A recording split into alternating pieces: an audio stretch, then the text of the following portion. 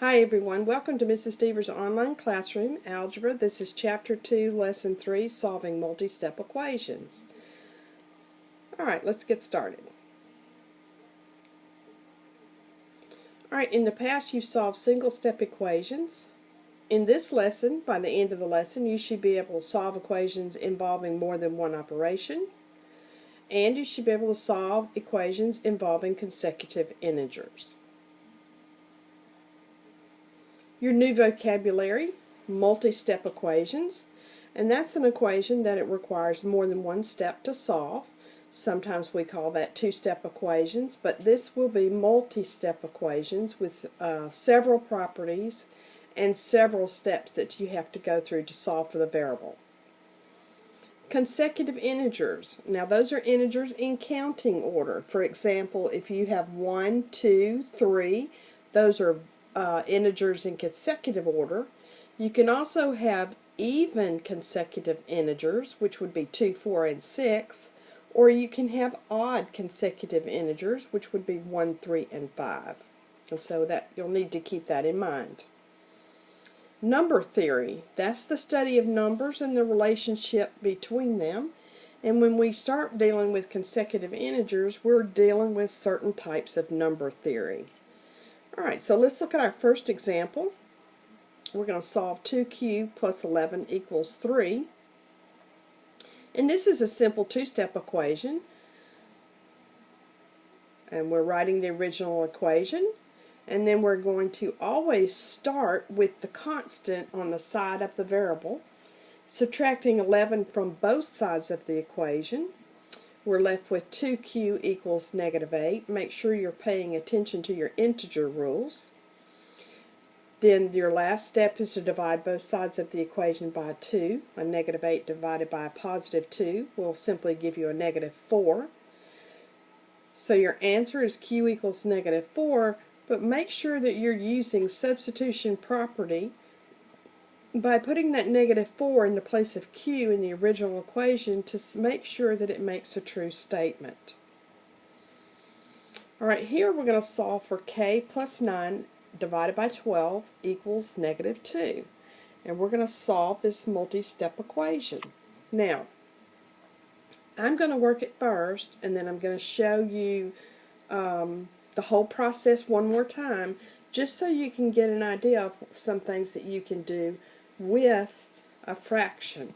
I don't particularly like working with fractions, so the more you know about properties, the easier it will be for you to eliminate fractions if you don't want to work with them. So I'm going to start with k plus 9 divided by 12 equals -2. Well, I know that the denominator is 12, so as long as whatever I do to both sides of the equation, that will keep my equation in balance. So I'm going to multiply both sides of my equation by 12 over 1.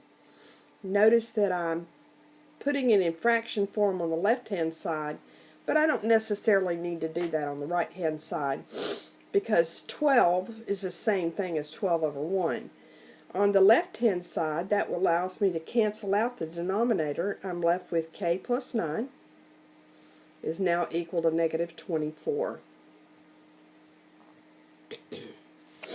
Alright, now let me subtract 9 from both sides. And I'm left with k equals a -24 and a -9 is -33. Now I would want to take this and put that back in the place of k to see if it really makes a true statement.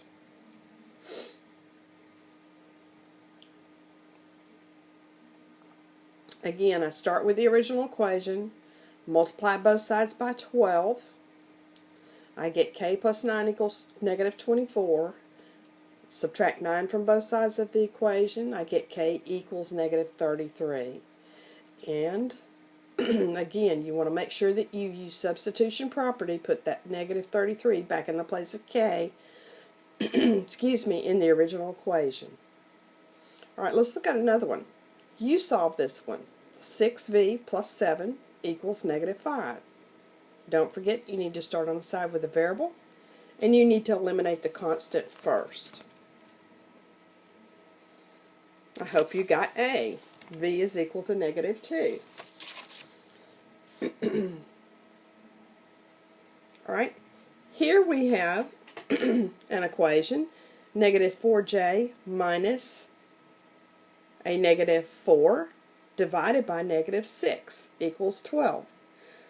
Excuse me.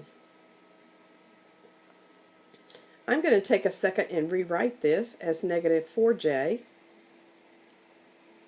And I'm going to go ahead and change this to addition by changing subtraction to addition and changing the value after it to its opposite and make it look more like this.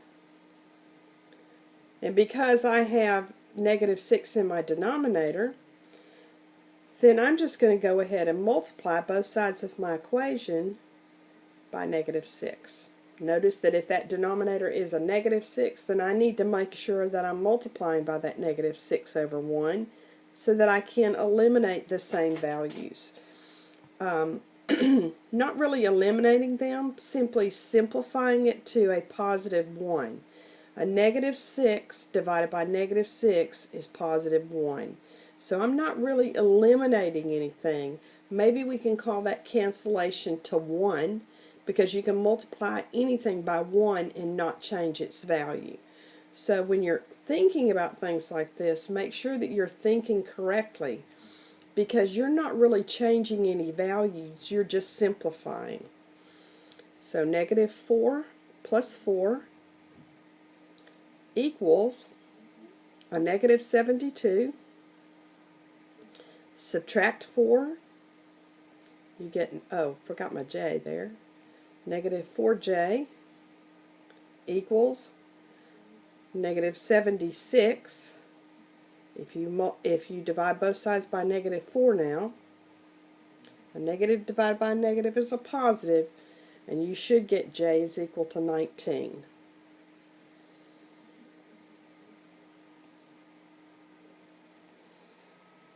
Alright, Susan had a coupon for the purchase of any item. She bought a coat that was 1/2 its original price. Excuse me. After using the coupon, Susan paid $125 for the coat before taxes. That was what was the original price of the coat. Write an equation for the problem and then solve the equation. Well, make sure that you're looking at the wording. 1/2 of the price. We don't know what the price is, so that needs to be our variable P. Minus $10 is $125. So always identify what your variable is going to be. Let P be the original price, and it's 1/2 the price minus $10 coupon equals the purchase price of $125. So now you have your equation, and you simply want to solve it for P. Remember, and I've seen this a couple of times this last week, make sure that you're getting rid of the constant first before you deal with that variable. Yes, you have to start on the side with the variable, but you have to add 10 to both sides before you can do anything else. So add 10 to each side. You get 1/2 P equals 135. Now, the easiest thing for you to do is to multiply by that reciprocal of that fraction coefficient. If your coefficient is 1/2, you want to multiply both sides of the equation by 2 over 1 so that you can simplify out that denominator. Now you have P equals 270. So 270 is the original price of the coat. Alright, let's look at the next one. We have 3/4 of the difference of a number, and 7 is negative 15. What is the number? So you have to set it up in an equation. So you have 3/4 of the difference. And the difference is of a number and 7. Well, I don't know what the number is, but I know I'm going to take 7 from it, and that's going to be equal to negative 15. Now, this is a little different because now you have, instead of just 2 over 1 and you have a denominator, you have a fraction sitting in front of that distributive property. You can use the same strategy by multiplying 4 over 3, use the reciprocal. Instead of applying that distributive property first, what you can do is just get rid of that fraction, and that will make it a lot easier for you to deal with. The only thing is to remember that if you multiply one side of the equation by 4 over 3, you need to multiply the second side by 4 over 3. This simplifies out to 1, and you have n minus 7 equals, and again I'm going to put this over 1 and simplify this. And now I have negative 20. Make sure you're paying attention to those integers. A negative 5 times a positive 4 is negative 20. Now add 7 to both sides. And you're going to get n is equal to negative 13. And if you're not sure about that answer, then you need to be putting that back into your original equation and see if it makes a true statement. You should never get up from an algebra test and not know what your grade is, because you can always check your answers to see if it makes a true statement. So take that extra time and make sure that you're getting correct answers on quizzes and tests.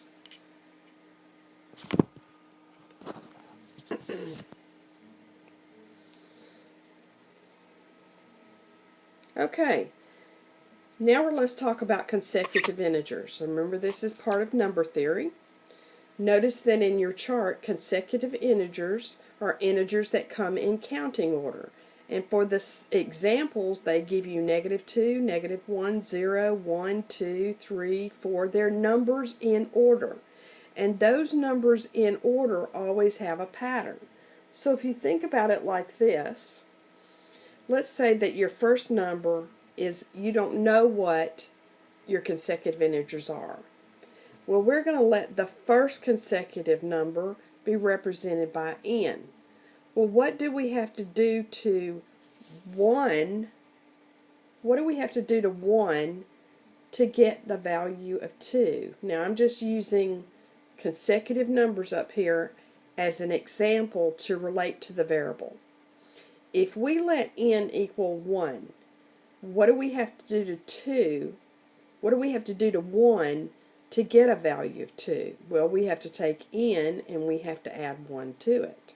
So we'll let n plus 1 represent the second consecutive integer of 2.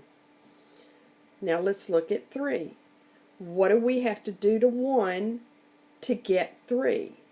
We have to take n and we have to add 2 to it to get 3, because n is always going to be 1. Well, if we want to know what the first 3 consecutive integers are, and let's say we want that to equal, I don't know, let's make up a number. Let's make up 42. Alright, let's put an addition sign between them, because it's the sum of the consecutive integers is equal to 42. Well, the coefficient to this n is 1. The coefficient to this n is 1. The coefficient to this n is 1. And I have 1, 2, 3 n's. And let's put our constants together. 2 plus 1 is 3. And that's going to equal 42. Now let's subtract 3 from both sides. Really have no idea what we're going to get, because I simply made up that number. Alright, we're going to get 3n equals 39. Last thing I'm going to do is divide both sides by 3. And I find out n is equal to 13. That means that this first number has to be, I'm going to erase these up here. That means that our first number has to be 13. Well, what's 13 plus 1? 14. Notice I'm putting 13 in the place of every n, because we said that the first n was 13. What's 13 plus 2? Well, that's 15. And it has to equal 42 or we don't have the right answer. So 13 plus 14 plus 15 equals 42. So that's 3 consecutive integers that equal 42. And that's what you're going to have to be doing in your classwork and homework. So now let's look at the rest of the chart. Notice the same pattern exists for consecutive even integers and consecutive odd integers.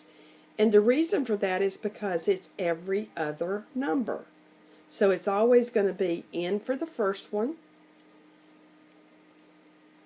It's always going to be n plus 2 for the second consecutive integer, n plus 3 for the third one, and it keeps on going, oh, I'm sorry, n plus 4, because it's every other one. It's 2, 4, 6, 8. N plus 4. And notice that that pattern is the same whether it's even or odd, because it's every other consecutive even or odd integer. Alright, so write an equation for the problem below, and then solve the equation and answer the problem. We want to find 3 consecutive odd integers whose sum is 57. Alright, so we're going to let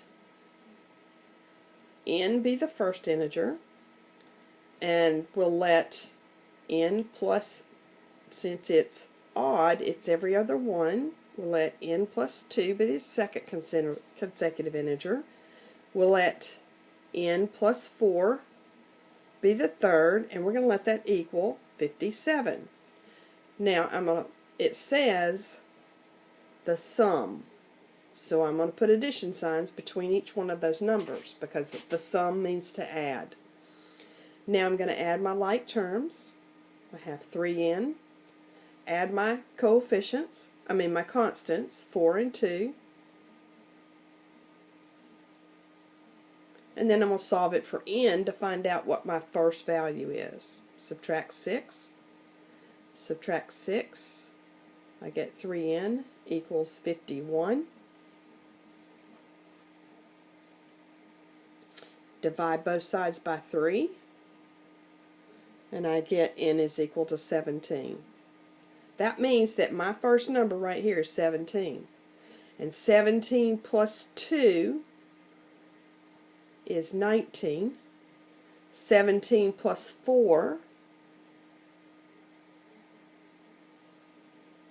is 21. And they should all add up to 57, or I don't have the correct answer, which the consecutive odd integers are going to be 17, 19, and 21. So let me just run through that again real quick for you. We'll let n be the least or the smallest odd integer. Then n plus 2 will be the next odd integer. N plus 4 will be the largest or greatest odd integer. And they all have to equal 57. So this is what our equation looks like. Then we're going to solve it. We're going to put all our like terms together and get 3n plus 6 equals 57. Subtract 6 from both sides. Divide both sides by 3. And we find out n is equal to 17. That means that our first number is 17, our second number is 19, and our third number is 21, and they are consecutive odd integers that equal 57. Alright, now let's find 3 consecutive even integers whose sum is 84. And remember I said that even or odd, you're going to use the same pattern. So we'll let n be the first smallest consecutive even integer. We'll let n plus 2 be the second even consecutive integer, and we'll let n plus 4 be the third, because it says 3, and we'll let that equal 84. And since it says sum, I'm going to put an addition sign between each number, and I'll have 3n plus 6 equals 84. Subtract 6 from both sides. I'll have 3n equals 51. Divide both sides by 3. And I'll have n equals 17. That means that, oh, I think I worked the same number again. No? Yes? 17, 19, 21, I worked the same problem again. Let me back up.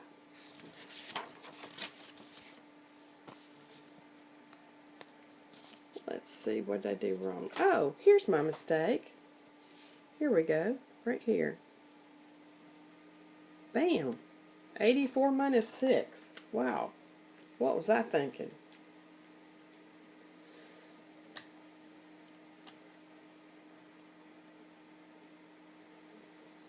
I'm just double checking my work here. Maybe you can help me out. 84 minus 6 is 78. That's where I made my mistake. Right here. Alright, now let's divide both sides by 3. 78 divided by 3 then is 26. Oh, that's much better. So 26 is my first answer. 26 plus 2 is 28. 26 plus 4 is 30, so my answer has to be B. Let's make sure. There we go. Okay, that's this unit on this lesson 3 on multi-step equations, and it also includes consecutive integers. Thank you and have a great day.